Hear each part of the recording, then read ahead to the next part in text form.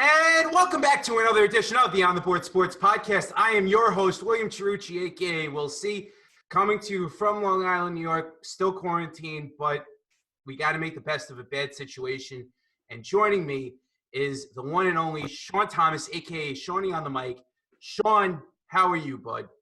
Well, happy Thursday. I'm doing well. How you doing, pal? Hanging in. It's a beautiful Thursday here in New York, but we have two very special guests with us. Joining us from the outside game are Don Povia and Keith Bulluck. Gentlemen, thank you for coming on, and thank you for sacrificing some time with us. How are you? Thanks for having us. I'm doing as good as I can in quarantine in Nashville. Yeah, I got to say, little things like this isn't much of sacrificing time when we can have a little fun and not be nose down and work from home. It's kind of nice for a little release. So appreciate you having us, guys. Absolutely. Thank you for coming on.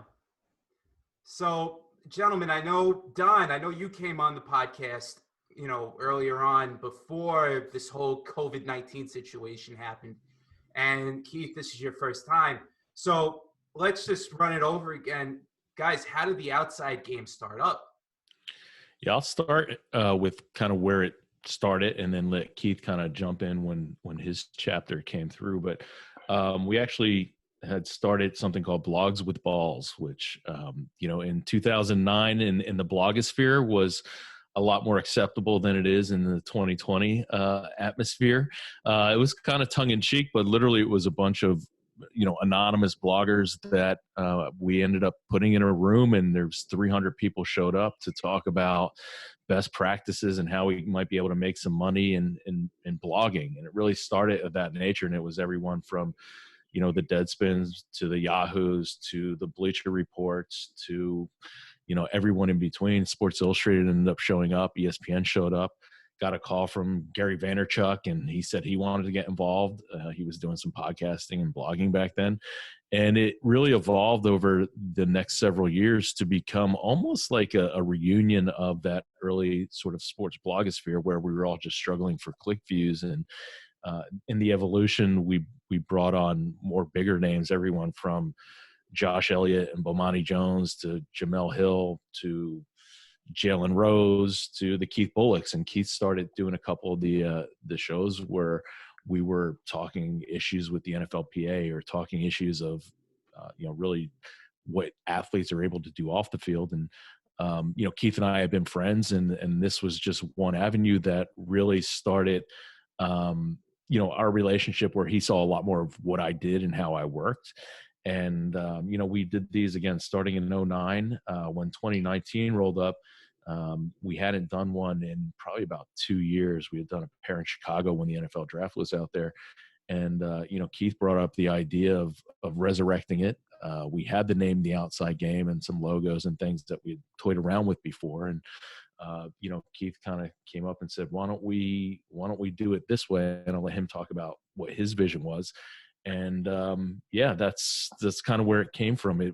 It's really a 10, almost 11-year-old event series that we've been doing that we tried to flip on its head a little bit in September. Yeah. So for me, I've been a participant in several of the outside games, but the one that really stuck out to me, Blogs with Balls, I'm sorry. But the one that really stuck out to me was one in Chicago, and that's the one Don referred to about the NFLPA. And then in retirement, like Don was saying, in 2019, just paying attention to media, doing some media myself, radio, television, seeing how athletes speak on certain panels and forums when it comes to real pertinent topics. And like a lot of these, television talk shows that we turn into that are popular are pretty much obviously made for TV. And I felt that the platform that Don and his partners created with Blogs with Balls could be expanded to now featuring athletes, current and former, to get up and really tell their stories from their standpoint, because they lived it, and to really cut the chase and really get down and have a deep dive into it. What I also loved about Blocks with Balls was the fact that you have a panel, but it was interactive.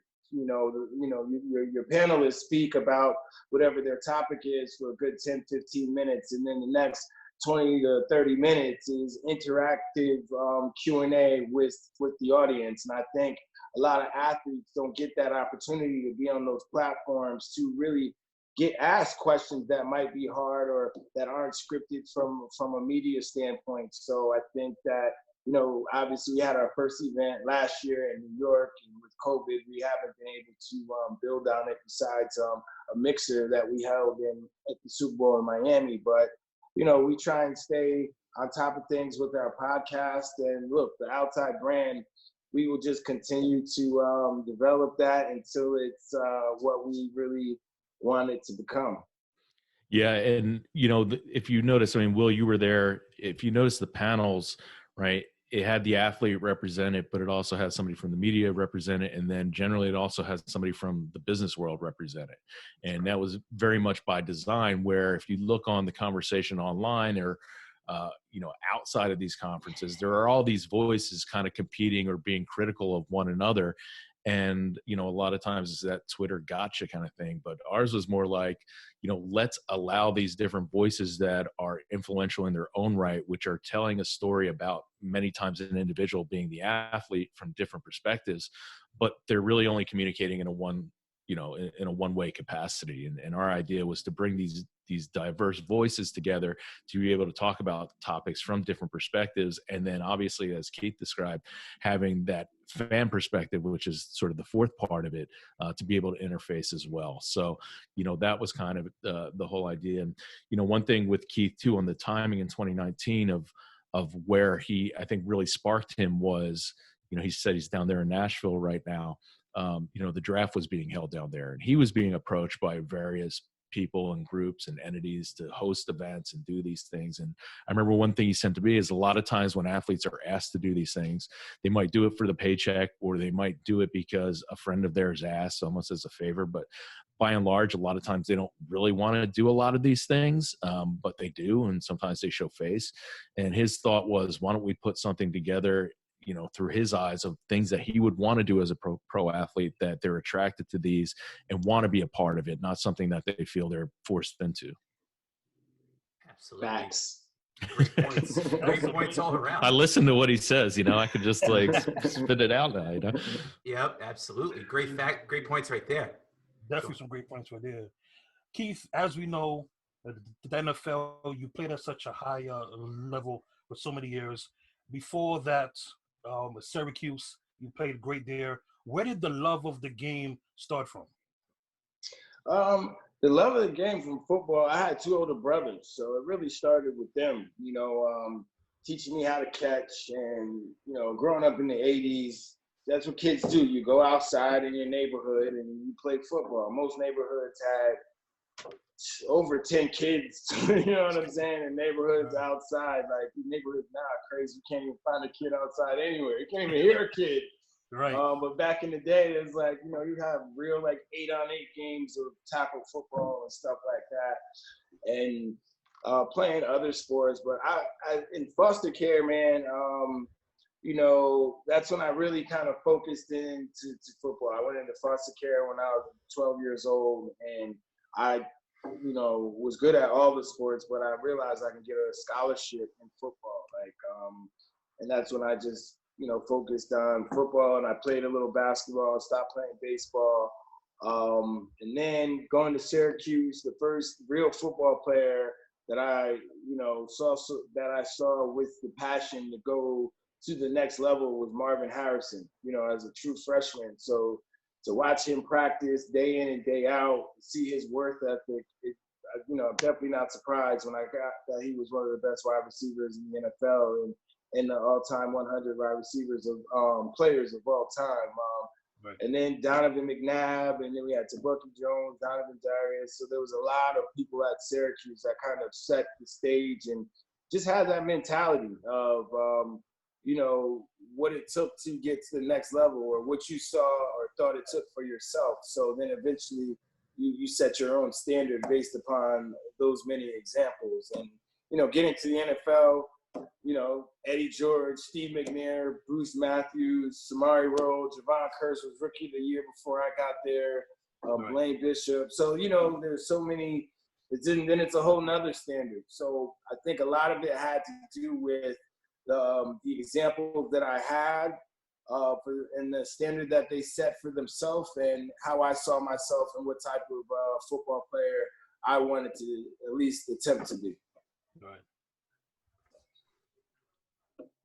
Well, so Keith, you've been a pro player for 10 years. You spent 9 years with the Tennessee Titans, a year with the Giants, and you basically had a lot of great moments in your career. What was probably the best moment for you in your football career?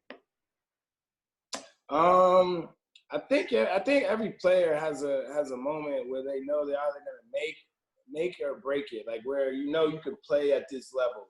So my rookie year, I had made some plays. I had an interception on Christmas Monday night game against Dallas. You know what I'm saying? I had some opportunities to see what the line, like to have some the crowd cheer for me in the NFL, early without being a starter. But my second year, my role expanded, and we were playing on Monday Night Football, and we were playing defending champs, the Ravens, and they had just beat us in that infamous, divisional game where, Ray Lewis really, put himself into legendary status. You know what I'm saying? I very much deserved. I definitely say that very respectfully because I was right there on the sidelines watching it all happen. You know what I'm saying? Right. But yeah, no, that next year we were playing that same Ravens team. Obviously, they weren't the same team, but a lot of the same guys. And Shannon Sharp was on the team, and he was 3 catches away from being the all-time leading receiver for tight ends, having the all-time most receptions for a tight end. He needed 3 catches playing against us on Monday night, and my assignment was Shannon Sharp. So, and he was one of my favorite players as a kid growing up. I always remember on Denver when he's picking up the phone and he's like, somebody call. He just talks so much trash. So all I could think about is all week is being on this man's highlight tape forever, man. So, the fact that I remember, this is real quick now, like the games, during the game, he had a first catch on me early in the first quarter. And then another player was on him for the second catch. And then, the rest of the game, he didn't get that third catch. So that's when I knew, like, as little as it is, and it didn't really play a big role in the game or anything, that's when I knew that I could play at this level. Although it was, Shannon Sharp on his last leg. You know what I'm saying? It still gave me, like, I felt like I had accomplished something, right then, because he had torched us the year before. That's amazing. Awesome. That's right there. amazing. That is absolutely amazing. Guys, I got to ask you this now as a duo, because you guys hosted the Outside Game event back in September, and you guys brought it up earlier. How hard was that for you guys to, put this event together and trying to get everything involved? Were there any, hiccups along the way? What's all yours, guys, on this one?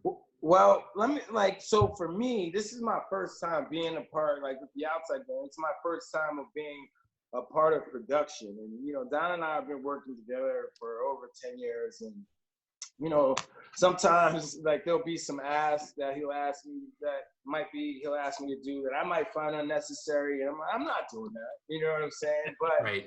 With the Outside Game, really, I was forced to take ownership. So there were definitely moments where in the past I'd be like, I'm not doing that, but I had to step up and do those things. So for me, it was that was an interesting part. That event went better, I would say, than with less hiccups than our mixer at the Super Bowl. But all in all, it's all learning experiences. And I would say for me, it's about, you always got to prove to people what you're doing, especially from the athlete standpoint. If I reach out to an athlete, what am I doing? And then they might want to get paid. And then it's like, look, man, we're just trying to put something together. So I kind of have to kind of channel and be specific about the people who I ask until we continue to build this brand out to where, you know, you want to be a part of this. You know what I'm saying? Right. Yeah, for me, logistically speaking, I've become used to doing it, right? It's finding the right venue, and I thought we had a cool venue. It's finding the right topics and right speakers, and I think we had that. We've been pretty lucky, and I've been lucky, you know, in 10 years that the people that we want to speak, by and large, are willing to speak at our events. You know, media-wise, that was really where my forte was. With the athletes, it's also diversifying a little bit, you know, in terms of not just all football and baseball. I mean, we had women's hockey, we had women's soccer, we had pro hockey. I think that was the first hockey player that we've had in 10 years. Right. You know, so kind of getting beyond, I would say, baseball and football, which were our fortes with athletes. So, you know, making it more encompassing that way. So we've been lucky in terms of putting it on. Like, I think we know how to put on an event. You know, Keith came through the walkthrough, you know, finding somebody like DJ Rhea, right? Keith kind of finds a piece that can place here to keep things moving, because we know there's that want in between. The hardest part this year for me was it was always so easy to get attendees for Blogs with Balls, because there was a very specific audience that we were hitting, that it was servicing, right? This was by and large content producers, networks, editors, people in the digital sports media space. With this, and I remember my wife kind of brought it up, and Keith and I, you know, relayed it to Keith, and we kind of had to take a step back and say, oh yeah. So, you know, whereas I thought I was kind of on autopilot because I've done these so many times, the fact of the matter is what we were putting on was actually different than what we've put on the last 9 or 10 years. So I think that was my hardest part, was really defining who we are to a new audience. And that new audience includes not just the people that we had before, but, you know, different athletes, a very much fan heavy, right? We're kind of telling stories. We're kind of, you know, what exactly were we doing? You know, it was storytelling, it was conversation, but who is that audience that we're trying to reach? So that was the most difficult part for me. Was, all right, putting it on is fine. Now, how do we get people to know about it, show up, and to want to show it up? So to Keith's point, even about being able to show athletes and future guests what we were doing, for us, it was kind of like, all right, let's see what worked, what didn't work, and make sure that next time we address these things up front. You know, he alluded to the event in Miami. The biggest hiccup with that was the lack of preparation. And that's only because of where it was. So with this, we logistically were able to kind of do the walkthrough, check off all the boxes we need to check off on. That one, we're kind of like seated the pants doing it remotely. And that's kind of what caused the problems there. So if you prepare, if you know how to do it, it's okay. You're always going to run into challenges. And then it's a matter of, you know, making sure the next time you do it the right way. I think the thing for me is I need to learn how to, and well, let me take a step back.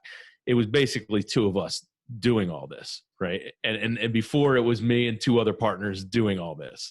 So, you know, everything from ordering step and repeats to ordering like the backdrop to ordering the food, right? To audio, video, to having the video guy, like that's kind of us doing that. So, you know, I think ultimately where we want to go is where we'd actually be able to enjoy it. Because I have yet to enjoy any of these events that I've put on for the last decade, because I'm so worried about every little detail, because it all kind of falls on my shoulders. Wow. Sorry. Every little, oh, hey, that's okay. You're being honest right now. That's what matters the most. That definitely does the most. Don, so where did that passion to do the blogging and the podcasting and everything that you've done, where did that start from for you, pal? Probably more like boredom. You know, I came back from grad school. I was in DC, had a lot of friends, moved back to Jersey, took a job here. And it was more an outlet at work, to be quite frank. And as we finished school, nobody's from DC for the most part, right? Everybody's kind of transplant in there. So everybody went back home. So we had a guy in California, Michigan, Kentucky, Boston. And me and the Boston guy particularly were just kind of the bigger sports fanatics. I'm a Philly sports fan. He's a Boston sport fan. And then we had a guy that was like a New York-based guy. And we all just kind of started writing for ourselves. It was a bunch of like old classmates that started writing sports stuff just as an outlet and really a way to communicate. I mean, there was really no social media back then. If there was Facebook, it was still like regulated to college accounts. So, you know, we kind of did it because we were sports fans. We were just being stupid, and we really just thought we were talking to each other. And then at some point, I think Sports by Brooks and probably Jimmy Trano over at Hot Clicks picked up something that, of all people, my wife wrote. It was like a list kind of thing that my wife wrote that had something to do with sports and movies. And we're like, where the hell is all this traffic coming from? Why are there thousands of people on our little free Blogspot site right now? And it really started picking up, and we kind of saw the value or the, you know, the fool's gold of page clicks coming through. And it was like, well, if we market this thing the right way, or if we get the right sort of funneling traffic our way, we already had we were working with Yardbarker, so we had like a little bit of an ad network. We were getting a few bucks, but we're getting all these clicks now. We can actually make some money off of it. Oh, and you know, we can actually professionalize like what we're doing from this. And I actually played about a year of college football, and after I was done playing college football, I ended up working with the school paper. So I was always into like kind of writing and opinion type stuff anyhow. And so next thing you knew, it was kind of like, yeah, let's see what we got here. And, you know, from how that came into Blogs with Balls is I'm still traveling for work all over the place, and I'd be in DC or I'd be in, I don't know, you know, Wisconsin. And I'd say, oh, what bloggers do I know here? I still have a spreadsheet from like 2007 with bloggers broken up by what they cover, where they live, what sport they actually cover. So I had this Rolodex, and then I'd take this Rolodex and I'd actually meet people face to face. And then that kind of became the preview for Blogs with Balls, because we'd go have a beer and talk about like, how do we make money off of this thing and how do we make it look better? Got you there. Absolutely. Hey, that's huge. That's absolutely huge right there. It's actually huge. I just can't believe how long ago it was. Time flies when you're having fun, I guess. Hey, it caused, I mean, literally that blogging and that podcasting and then Blogs with Balls, right, really led to me and Keith starting Transition Sports, right? So basically my career of where I'm at as a 40-something-year-old guy started when I was more like a late 20s, early 30s guy blogging. And it really kind of opened doors for me professionally because I got my hands dirty. I did it. And then I took it that next step with both the networking and the want to get better. That's dope. That's my idea. Keith, I've always wanted to ask you this. Mr. Monday Night Saints, 3 picks, not 1, not 2, 3 picks. When something like that is going on, like what was going through your mind? Like, all right, cool, I caught 1. Oh shit, I caught 2. Oh my God, I've caught 3. Like just that game, like just take us back to that game. How good did that feel to just play such a great game, man? Man, it's funny, man, because when people talk about that game, like my reaction is like, it was cool because, you know, like things like that, like that game particularly, in every game, you know, as a football player, you know, you hear about football players studying film and the things that they see. So, you know, before every game, you study film, and it's like, when I believe the really good football players, the really good ones, pick out the plays that, look, if I see this formation and they run this, I'm going to do this. This should happen. You know what I mean? But for me, throughout my whole career, like, it happened. But there would be a lot of times, like, football is like split second. So I would react before the play happened and the quarterback might pull the ball back. But this particular night, all the different plays based off their formation set, you know, Marcus Colson was Drew Brees' go-to guy. Right. All 3 of those picks were, I'm pretty sure, on a third down situation. I know who he's trying to get to down the field on third down. And I know the plays as the Mike linebacker that they're going to try and run, you know, against our defense. So what really prompted that Mr. Monday Night thing was I was already in year 6 or 7. I've been all pro a couple times. I've made some plays. Just our team wasn't that good at the time. We were rebuilding. You know, Vince Young, you know, Lindell White. I think this was the year before we got Chris Johnson, whatever, however it laid out. And the reporter asked me, had I ever played on Monday Night Football? Because we hadn't been on in a long time. Vince Young won Rookie of the Year before, so now we getting some primetime games. So my reaction, I was like, what? You kidding me? I'm Mr. Monday Night. You know what I'm saying? Because I made plays on Monday night, but that's just me. That's my personality. That's just, you know, off the top of my head, that's the New Yorker in me. You know what I mean? You know, what? I'm Mr. Monday Night, right? So, you know, that was on Wednesday, and Thursday somebody was teasing it. Friday somebody teasing it. Saturday. So now, you know, they're leading up to the game. So that was the tease.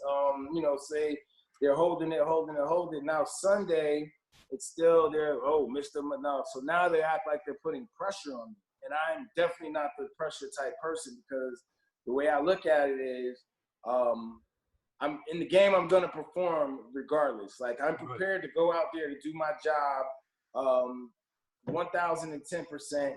And there's nothing that they can show me differently that I haven't prepared for. Maybe one or two things that I can adjust to. So I'm confident in whatever's going to happen. Do I think I'm going to get 3 picks? No. Do I think I'm going to play big on Monday night? Yes. So, you know, I played super big, and, you know, it just kind of worked out that way. And it's pretty crazy, man. I've been retired 10 years, and I still get that Mr. Monday Night walking around here in Nashville. It's pretty cool. That's awesome, man. That's awesome. Yeah, but yo, it's like being from New York, man. It's like, I really believe, like, and it's how I grew up, man. You really can't, if you say something, you have to, you know, it's just like an East Coast thing. Maybe it's an 80s thing, how we grew up, man. If you talk about it, you gotta live it. You gotta be about it. You know what I mean? You know, put up or shut up. You know, I don't know how far that goes in today's generation, but it went a long way in ours. Right. Still does go a long way. Guys, I got to ask you this question now, okay? Seeing the growth of a brand like Barstool Sports is just absolutely unbelievable. Now, 10 years ago, with you guys starting off with the blogging and everything like that, ESPN was still king. Fox Sports is still king at that time. Now, ESPN is kind of on its way down, and you're seeing all these blogging sites on the up, Barstool Sports being one of them. What's your take on the growth of blogging in general over the past decade? Well, I mean, I think really that's how I was able to carve this niche, is because I recognized the power of the communities that were there. And by communities, I mean like the commentators and things like that, right? I mean, you know, Deadspin back then was kind of like the king, right? It was the Barstool back in the day, but, you know, you had sites like Kissing Susie Colbert that evolved out of a group of commentators on the blog post, right? And from there, those guys go on to Bleacher Report, and then they go on to, you know, Offord's over at ESPN now. So I think recognizing that community and that voice, and also like the sign of the times. And, you know, I kind of went from there, and I was hired by some PR agencies to be like a digital sports strategist. And my frustration was they didn't recognize what was happening down there because they were never a part of it, right? It was just a different world. And then I think, you know, as we see in social now, we were talking the other day on our show with one of our former colleagues, friends, Tyler Brocious, and I said, you know, he's just digitally native. Like, you know, we remember a time when there was no email. He doesn't remember a time when there was no Twitter, you know? So, you know, I think that, you know, being a little bit forward thinking, seeing what's going on and not sticking your head in the sand is a thing. I bring up Deadspin, and I remember having these conversations with people. I was working with Vox a little bit. I helped out with Fansided. But I used to catch up quite a bit, and I actually really rekindled it around when we did the Outside Game with AJ Delario, who was the editor-in-chief from Deadspin. And I laugh and I tell this story sometimes. Like, he walks into the Breslin, which Keith knows is my like office eatery where I like to go. I walk into the Breslin, meeting AJ there for lunch. He's got the ESPN. Those guys have all the fun. That was when they were going like Scorched Earth on ESPN. Book and under his arm, but we had the conversation. I said, who do you see as kind of coming up and knocking you guys down? And he said, Barstool, because of two things. One, it was the community that they were fostering and facilitating. But number two is that they also used to do basically what the outside game was doing. They used to have meetups all the time, right? They really localized it, whereas SB Nation was localizing to, you know, a region or a town, and ESPN was doing that back then. These guys were like localizing on college campuses, right? So they were marrying the on and the offline, which so it became kind of native to these guys. Like there are people that literally grew up with Barstool. And I think that, you know, AJ kind of put that in my ear, and they were kind of more plucky and more the Deadspin, I guess, manner in terms of tone and content. But it kind of always stuck with me, and I've always kept a good eye on them. PFT commentator before you, I think, well, right around when he became part of Barstool, was, you know, at our events in Chicago. Big Cat has been there. So we've had a, you know, decent relationship with them. He actually popped in, I don't know if it was on purpose or not, in Miami to our event. You know, so people are always critical of them. I think from a business standpoint, their growth, not that it was predicted, but if you were watching what they were doing and how they were doing it, and really the big word is differentiating, like how they were differentiating from everybody else, they were just doing it the right way. So putting their content and what you might feel about like their tone aside, you know, they cultivated what was bubbling up, what people were talking about. That was one of my first quotes from Blogs of Balls 1, is like, why ignore what people were talking about? We were talking about like juice balls and steroids and things like that. And people are like, you can't say that. I'm like, well, we're here having a beer talking about it. Why can't I say it online? You know, right. It was like libel and slander at that point. Was like, let's address the elephant in the room. So yeah, why did they, you know, that's how people talk, or that's what people do. And they just kind of embraced it. For myself, to tell you the truth, you know, being around Don really introduced me to this world of bloggers and, you know, the different avenues of media. And it kind of, you know, I got my own wheels churning in my head. Kind of that's where I got the idea and the concept with Blogs with Balls. It's like, look, I'm sorry, outside game, you know, like we want to talk about sports, but the issues surrounding sports. Like, okay, we don't want to have the conversation, who's the GOAT, LeBron or Michael Jordan. They can have that on ESPN. Let's go deeper into that if we're going to talk LeBron, Michael Jordan, or individuals, but it's not even about the individual athlete for me. And I think like when I do pay attention to, you know, Barstool, they cover a lot of different topics that a lot of different people can relate to that pertain to sports, you know. So I think as we build out Blogs with Balls and I'm sorry, I keep saying that, the outside game. We might have to revert the name back, man. No, and someone that's not necessarily from that space, but has come to learn and respect that space and be a part of it. I think that the way that the Barstool guys think are on point and on trend to how today's viewer and consumer of this material likes it. Yeah, it's almost like everyone else tried to polish up and be the ESPNs, whereas they were like, screw it, we're just going to be the best Barstool. And that's the way that things were going anyway. Like other people were reverting, I think, maybe trying to polish up and professionalize what they were doing, that they were losing like the rawness of the conversation. That's right. That's interesting. Very interesting. Yeah. Keith, I have a two-part question for you. And obviously, a linebacker, a quarterback, it's always this chess match here. Who's the toughest quarterback from a mental aspect did you have to face? And who's the toughest non-quarterback player that you had to either face, cover, so on and so forth? I would say the toughest quarterback I had to face would have to be Peyton Manning, you know, just for the fact that, you know, I'm sure his record is double-digit wins against us, you know what I'm saying? Like, and I don't even know what the records are, but my point being is, you know, they were in our conference. We played them 2 times a year, and their playbook didn't change. They didn't come out and make new plays up for anybody they played against. You knew they, you know, Dallas Clark, Marvin Harrison, Reggie Wayne, and Edgerrin James. I feel like those were the best Colts teams. Yeah. Peyton just kind of called his plays at the line based upon what the defense gave him. If he saw a safety down in the box, then he was going to call a pass. If the safety was up, he was going to call a run. And just to have the All-Pro Hall of Fame players to get the job done at the rate that EJ, Marv, Reggie, and Dallas were able to get it to, and obviously Peyton, the maestro, and the sheriff of that offense, he definitely was the toughest quarterback and toughest player. I think I go against running backs. That was my matchup. Right. Edgerrin James was a tough matchup.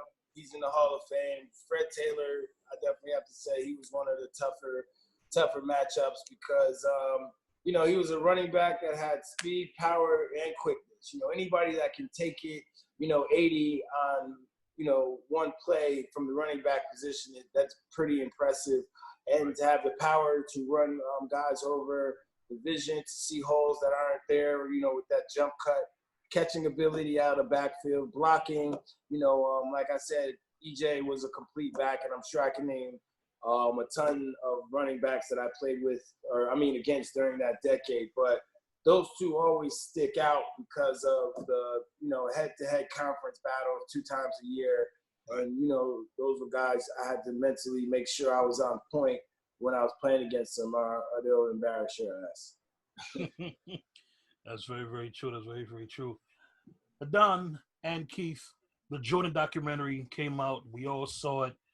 Everybody gives it 2 thumbs up, but there's kind of some players are starting to come out now. You're hearing Scotty's not too happy. Horace Grant was fired up. That's right. Called him a rat, snitch. Exactly. What's your guys' thoughts on what we saw, if you saw it? Well, I saw it. I watched it. I told Keith we've been trying to talk about this on the show for a while, and I'm backed up. But I watched. I haven't been all the way through, so that's why he's laughing at me. Took the helm. That's why I just I'll go. But yeah, I saw it. Look, man, like what's crazy is all these men. They're 20 plus years. You know what I'm saying? So you're gonna definitely feel some kind of way. I feel like it was definitely from Michael Jordan's perspective, the majority of it. And everyone got their opportunity to say what they want. Now, we all know about editing. The producer and the director, he had his chance on ESPN, and he was saying that, there wasn't anything taking anybody's words out, this, that, and the other. But like you guys said, Horace Grant felt some kind of way. And I guess, I don't know, I haven't heard the latest about Scottie Pippen, but, whatever Horace Grant felt, I feel like he has addressed, and with this, he's going to get the opportunity to address it. You know what I mean? I think there are other players that kind of co-signed the fact that Horace Grant was a little soft early in his career, definitely during when they were playing those Pistons series. And, watching that documentary, just the footage, you can see where Horace Grant, Michael Jordan, Scottie Pippen, those Bulls teams looked defeated as a whole during those Detroit games. But as far as the information coming out with the Jordan rules, I guess that's what they're most upset about with Mitch Albom. Look, if Mitch Albom was his homeboy, he's going to get the information from somewhere. But Horace said he ain't do it. Where Mitch get the info? And then Horace also said something like, if you're going to put something in writing like that, you need 2 sources, right? So he's like, even if I was the one source, somebody else must have verified these stories to him. Yeah. Well, yeah, there you have it. They playing games. Grown-ass men playing little like games. You're only Horace Grant because of Michael Jordan. Like, right. If we're going to put it that way. I mean, you remember those Bulls team. I mean, John Paxson, right? Steve Kerr, right? All those guys, B.J. Armstrong. Yeah.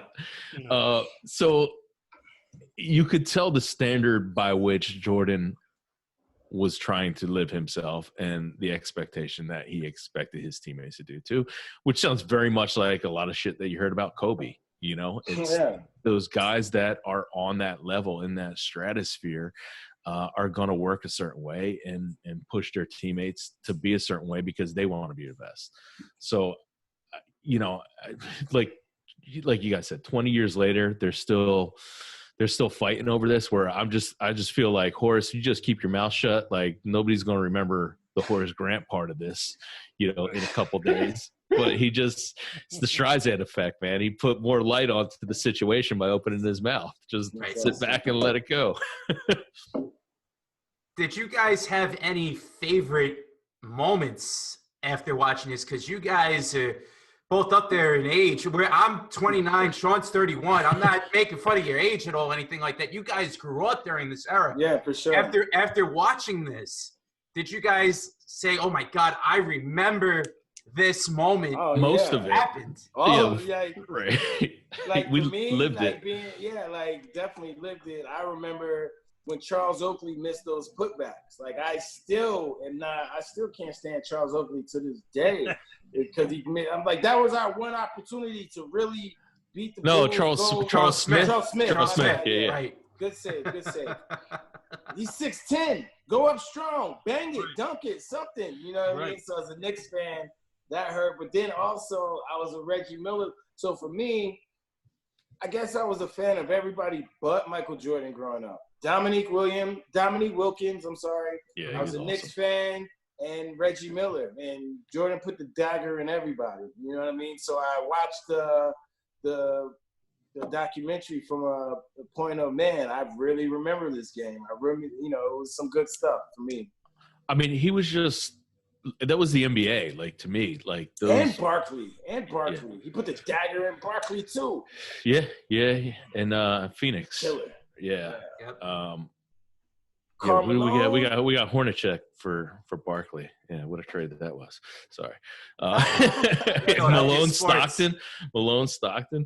No, one of my favorite parts was the fact that David Robinson has to come out and remind people, like, yeah, there's a reason nobody liked the Pistons. Like, there's a reason they were called the Bad Boys. Right. Like, when you got David Robinson talking smack and telling that you're a bad person, you must be horrible people. But no, man, that era was just like the Dream Team. I remember I taped like the Dream Team stuff. Right? I got VHS tapes of like recording NBC or wherever the Olympics were on, like of the Dream Team games. And I remember there's this one quote by Barkley. They're like, "What do you think about Angola?" And it was just like, well, I kind of feel sorry for Angola. Like, that was about it. Like, I remember those things like it was yesterday, and I got tapes downstairs because like it was amazing. Like, stuff. Oh my God. Yeah. So the Dream Team stuff really kind of stuck with me. I liked it. And like I said, I watched the beginning ones. I liked the North Carolina pieces of it too, to kind of show where he's coming from. My nephew, actually, my sister lives in North Carolina, went to Laney High. I went to his high school down there too. So that's kind of a cool connection as well. Yeah. That's cool. That's definitely it. But yeah, we're up there, but we definitely lived that stuff, man. It was amazing then, and looking back, like, it was like, yeah, I lived this, I remember it, and those were the days, kind of thing. Absolutely. Keith, so as you know, for as long as I've been a fan, the line, the backer spot, at first it was guys had to be like 6'1", 6'2", 245, 250 pounds. Now the past 5, 8, maybe like 10 years, you're seeing guys play that spot at 230, 235, running 4'4", 4'5". Did you ever think that you would see a day where the line of backer spot in terms of the speed, height, and weight would change so much? It's changed more than that, because actually that's what I was running around at. Now these guys are like 220, 225. Right. And it's funny, man, because when I went to Syracuse, I went as a safety. I never, thought about playing linebacker. Growing up in New York, the linebackers I thought of that first came to mind were Carl Banks, Lawrence Taylor, Pepper Johnson. The New York Giants linebackers. It was like, I was 6'3", 190 pounds soaking wet when I went to school, so there's no way I'm playing linebacker. But I eventually moved and put on that weight, and since I've been retired, I've been working with Nike, the Nike Spark, Nike high school camps, and the 7-on-7 is a big thing now, which wasn't a big thing when Don and I were in high school. So a lot of these kids are now being groomed to be able to stop these high passing attacks. You see in the NFL, the game has changed, whereas, back in the early 90s and the 2000s, you had the big bruising Corey Dillon, Eddie Jerome Bettis style, Christian Okoye style running backs. But now you have your Kamaras, you have some more scat backs that are featured in these offense with the 4 wide passing attacks. So you need faster, quicker linebackers, almost like safeties from the 90s to play your linebacker position these days. But I think the Tennessee Titans, have offensively that formula, that throwback formula that kind of exposes those smaller, defenses. And that's what I was gonna say next. Like that was a season last year, Keith. That I mean, the way that Derek ran that ball, he led the league close to 1,600 yards. What did you think of the season that they had? Because Keith, I swear to God, at halftime of the AFC Championship game, even though the Chiefs had just scored, I'm like, yo, we're going to do it. We're going to do it. We're going to do it. And then Patrick Mahomes did what Patrick Mahomes does. Right. So what did you think of that 2019 the Titans season? I think they played great, man. I think they got where no one expected them to get.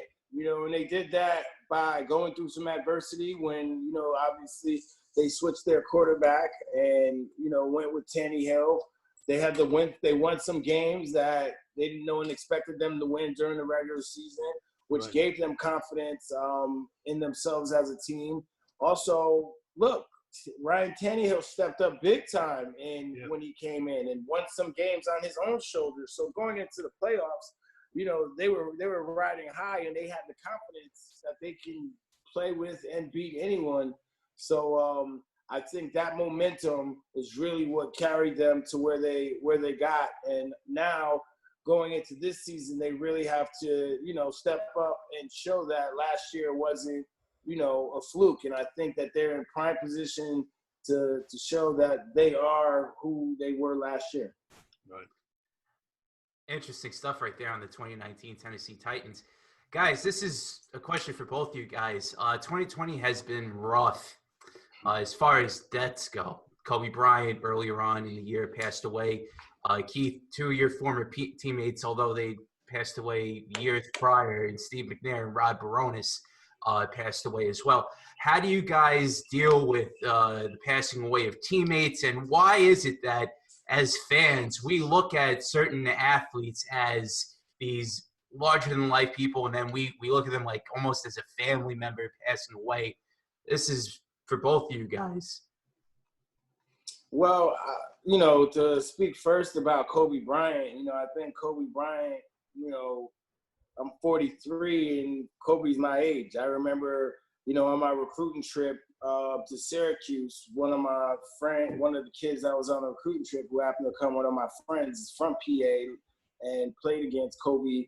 And I remember him in basketball, and I remember him saying, oh, this kid Kobe Bryant is going to be the truth. That's just, 16-year-olds talking amongst each other, and then to see him go on and have the success. And, I was never really even a Kobe Bryant fan, but as an athlete, you definitely respect everything that he did and he went through. And, that respect came from me well before his career was over. So to lose him, I can only imagine how it felt to his loved ones first and foremost, but then to the actual, 20-something, 30-something-year-old that grew up watching Kobe, the full 19, 20 years of his, that he was in the spotlight. That'd be tough. And for teammates, man, you know them on a personal level. So those losses are even tougher because what they stood for personally, spent time with them, their families. They've come over your house, you've gone over their house. So it's that's like losing a family member. We definitely don't wish that on anyone, but the best way I can explain it is losing a family member. Yeah, for me, from a totally different perspective as a fan, and not somebody who's experienced that of teammates, and really not too many friends have been fortunate. And I don't want to sound callous or like putting anybody down who feels a certain way. Morbid, but no, more like callous. for me personally, like I don't want to say it's an inside joke, but it's kind of an inside joke with some friends. Like there's one friend that always, tells me who passes away, and I always send him like the clip from Bronx Tale with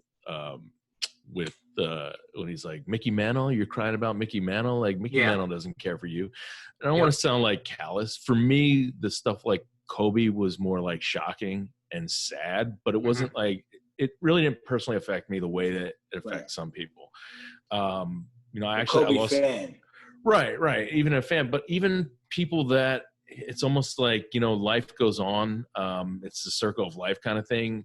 For me, it's more about family and people that I'm close to that upset me. Like, I'm not one of those people that's going to pretend like, oh, I loved so-and-so and oh, it's such a tragedy and make this thing about me. Like, it's not about me. Like, I'll acknowledge it. I'll recognize it. But it's sad. Like one of my clients actually had a personal relationship with him. She was going through some recovery and he was very helpful. And I feel for her, but she had a personal relationship with him. Right. For me, I didn't have a personal. I lost my grandmother this year with COVID, like very recently, right? That's the stuff that bothers me and affects me. And I know that, look, he's somebody's father, he's somebody's husband, and that's sad for them. And I'll mourn, I'll feel bad. But on a personal level, that's not about me. That's about the people that are close to him. Just like my grandmother and my great aunt, who just passed away are things that are more personal to me, So for me, it's always like Mickey Mantle. I'm not going to cry for Mickey Mantle because he lost the baseball game. Like I'm not going to, that's just me. Baseball game and life is two different things, but I get your analogy. Yeah. You know what I mean? Like it's a guy that's the other part. Like, yo, if your dad couldn't pay the rent, Mickey Mantle don't care about you. Why do you care about Mickey Mantle? It's that hero worshiping part that you got to separate yourself from. Absolutely. So true. So true. Sean? Don, did you have any favorite teams growing up, favorite sports, anything like that growing up? Yeah, right now, actually, that you mentioned it. Wait, can I do it? All right, there's my guy right there. Randall Cunningham. Yeah, nice. That's it. That's my best friend when I was the best man at his wedding. That was his gift to me because he asked my wife, like, oh, who's his favorite player, past, present? And I think she kind of dug it out of me. He's the only guy that I would really be like, yo, that was my favorite player. Baseball, I'm kind of all over the place. Basketball, kind of like Barkley. I kind of like Dr. J, but like the Eagles, like Randall was my guy. Randall was the dude. He was a dude there. And Keith, my final question for you, pal. How has life and how has everything been after playing the game? Because once you're playing the game for so long, it's like you're off a season. You gotta work out, eat right. How has after the game been for you, and how good is it to eat your favorite food and not have to worry about Please look at him. He's never been in such good shape before. Yeah, Sean, like for real, like I never. So it's interesting. Yeah, most people have to watch their weight, but remember, I told you earlier, I was a safety. I was always on the lean side. So right. When I moved to linebacker, I was 212 pounds, and by the time I left Syracuse, I was able to reach 238 because I had like a full a man frame now at that point. But now in retirement, man, I eat like I want, just like I did when I played. When I played, I would go into camp at 242, be about 238 before the first game of the season, and then stay about 235 up until Thanksgiving. And then after Thanksgiving, it's whatever happens. I was a skinny guy, so it was hard for me to keep weight on. Right. Even before the season, like 2 weeks before the season, I normally will be about 230s, in the 230s. And if I'm missing that weight to get to what I want to enter camp in, I definitely go on used to go on a double cheeseburger diet, McDonald's, to get that whatever is in those burgers to get that extra weight. But nowadays, man, I'm cool, man. I eat what I want. I try and eat healthy. I kind of stay away from the red meat. I just believe now health is wealth. So I just try and take care of my body best as possible. Right. No cardio. I leave that to Povia. Awesome. Keith, my final question for you is, from what I read, you were avid in curling. Can you explain to us about curling? Yeah, so I had Jared Allen, a former defensive end that played for the Minnesota Vikings and Kansas City Chiefs and Panthers, and this NFL legend. He moved to Nashville a few years ago, and our kids happened to go to the same school, and he called me up asking about property, and then his thought process changes to I'm starting a curling team with Mark Bolger, who is former quarterback for the Rams and the Ravens.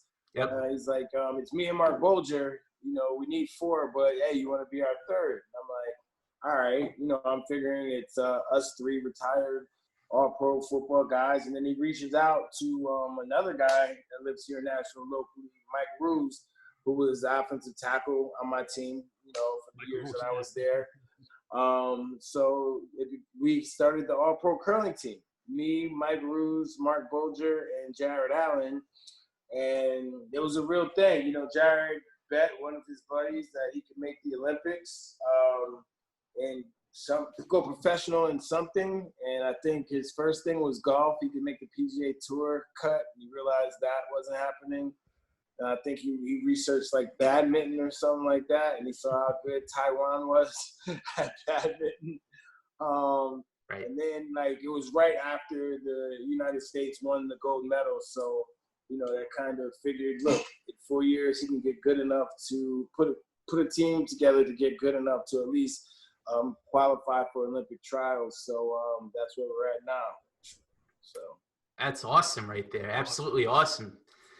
Don, I got to ask you this. This is my final question for you. The outside game, it's grown so much. You guys have went from, basically 10 years ago, starting up, basically covering everything, to having your event last year down in Manhattan, to even at, back in February doing your thing. What does the future hold for the outside game? Yeah, it's funny. Keith and I were just talking about where we're at right now compared to where we want it to be. And obviously, like so many other things, it's kind of threw us off. I always thought that, by doing the show, right, the idea was to be able to promote the different events and different topics that we want to cover sort of in the lead up and in the follow up to it. So, we had grand visions of, both NBA, NFL draft, Major League Baseball, All-Star game. We were talking about some MLS stuff, NASCAR. So we had a lot of grand plans that, just like everything else, just kind of got put on hold.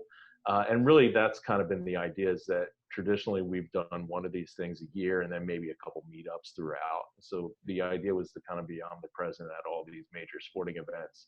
Again, because the idea is we want to make it a welcoming place, not just for fans, but for athletes, and just kind of be there and to be really everywhere. So, like everything, I think it's a wait and see. We don't know what things are going to look like or when they're going to look like, whatever they're going to look like. But yeah, I think we're finding a nice groove with the podcast. We're not forcing it. We're just kind of, doing what comes to us, with the idea that, it has changed. Our focus has changed.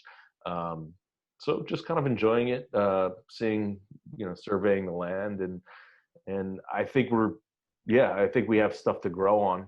We're just kind of waiting for our green light. Awesome stuff. I always do this because the question just popped in my head just now. I always do this. It's a bad habit. It's a bad habit. But guys, what sport comes back first? Football. Yeah, I think if you're just looking at schedule, it kind of makes sense, baseball. Yeah, just put it out. Baseball.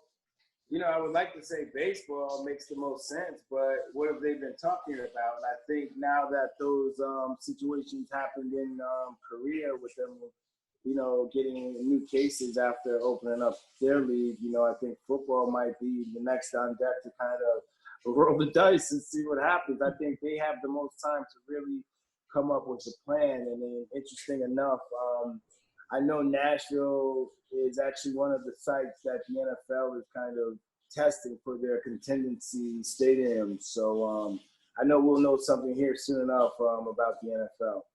Gotcha. So Keith says football. Don, what do you say? Yeah, I guess I can't argue with that. Although I think it was LeBron or somebody who was just saying we're not gonna let our season slip away. Like, didn't they just have practice though? Yeah, I don't know, but I feel like that ship is sailing because nobody's going to care once football starts up again. I guess I will go with that. Man, I've been telling everybody to listen. I was working with a couple Olympians. I feel really bad for them. Like, they've taken it in good stride, like that, hey, it just gives them more time to prep. But now, I read something today. It's like, if they don't have the 2021 games, like that's it. Like they're just Tokyo loses it.